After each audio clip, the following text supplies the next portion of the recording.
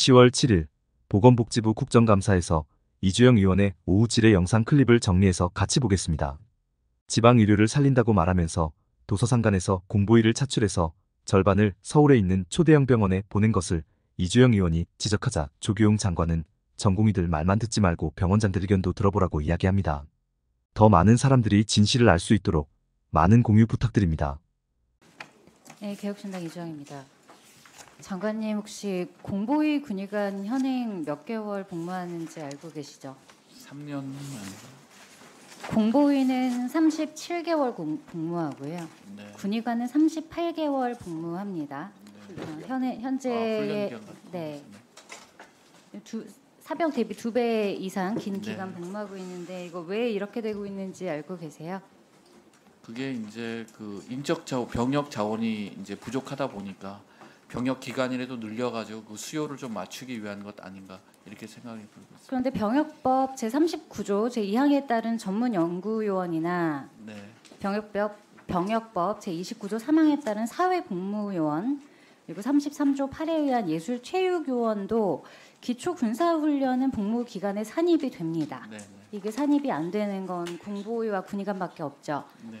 이거는 제가 알기로는 농어촌 등 보건의료를 위한 특별조치법 적용이 되고 취약지 의료 공백이 발생하는 기간이 우려가 돼서 이렇게 진행 중인 걸로 알고 있는데요. 지금 국가는 그 정도로 중요하다고 취약지 의료에 대해서 생각을 하고 계시는 거죠. 예, 그렇습니다. 근데 9월 30일자로 보건복지부가 제출한 자료에 따르면 공중보건의사 지금 137명이 지역에서 차출이 돼서 대형병원 응급실로 파견을 나가 있는 것으로 확인이 됩니다. 파워포인트 잠깐 보겠습니다.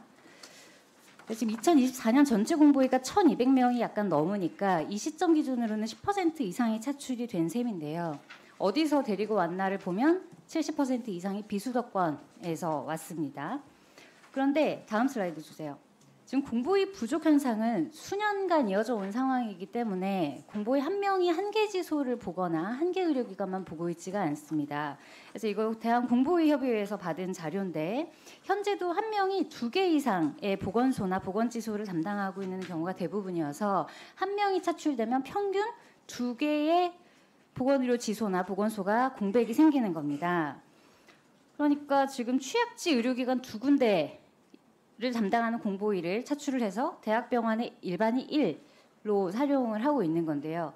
아까 오전에 박희승 의원님 질의하실 때 도서지역 이런 데는 차출되지 않도록 챙겼다고 하셨는데 저희가 보니까 완도군 금당보건지소 여기 배 타고 들어가야 되는데 여기서도 차출됐고요.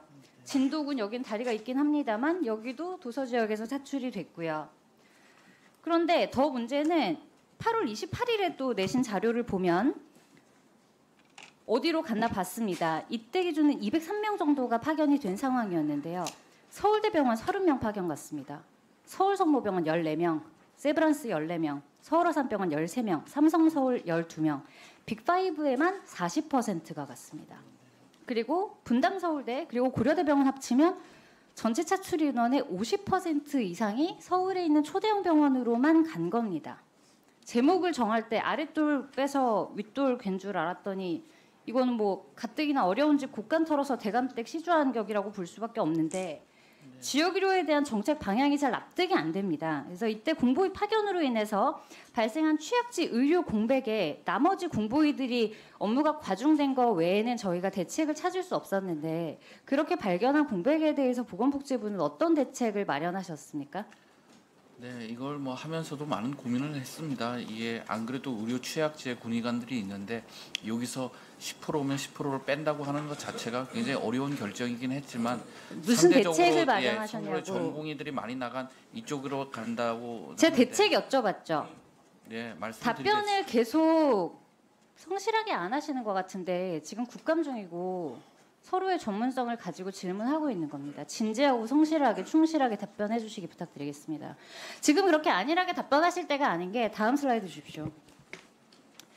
지금 아무 대책 없는 것 같은데 지금 파견한 것 자체가 전혀 실효성이 없는 겁니다. 공보위들이 실제로 지역 공백 우려하고 있고요. 다음 슬라이드 주세요. 대체적으로 인력이 도움이 되지 못했다. 단순 업무의 반복이었다. 본인 수준 넘어선 술기 및 업무, 의사소통 어려움.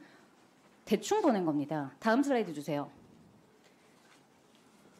다음 슬라이드 주십시오. 이거 시간 지나면 괜찮아질 것 같습니까? 지금 아무 대책 없으신 것 같은데 지금 그렇게 안일할 때가 아닙니다. 지금 저희 의원실에서 40개 의과대학 중에 22개 의과대학 군 휴학자 조사했는데 군의관이나 공보위 말고 사병으로 가겠다고 휴학 신청한 학생들이죠. 지금까지 580명 신청했습니다.